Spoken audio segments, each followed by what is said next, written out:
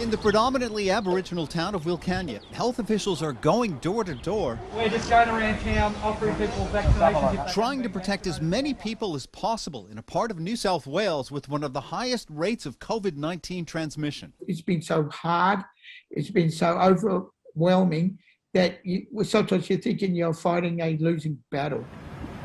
Indigenous communities in rural New South Wales have been hit particularly hard by the pandemic. Many are struggling with food shortages while forced to isolate.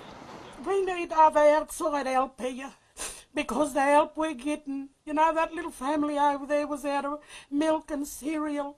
You know, they never heard from any help in 2 days and they've been locked in there for a week. There's a sizable Aboriginal population here in Sydney where health officials say they're seeing rates of cases rising that are basically on par with those of non-Indigenous communities. But in Western New South Wales, it's a different story. And, you know, we've seen over 350 cases pop up in a 3-week period really quickly.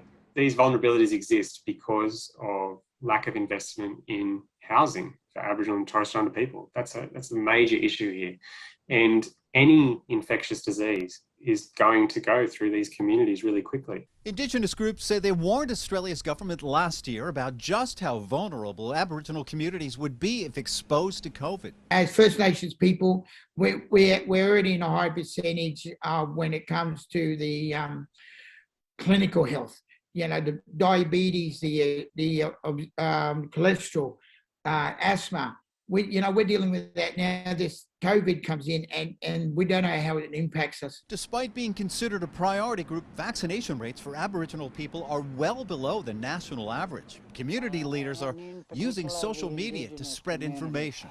I would urge my people, any of you out there, to stay home as much as you can, to monitor your own condition, and if you experience any symptoms at all, if you are in any doubt at all, don't put it off, get tested.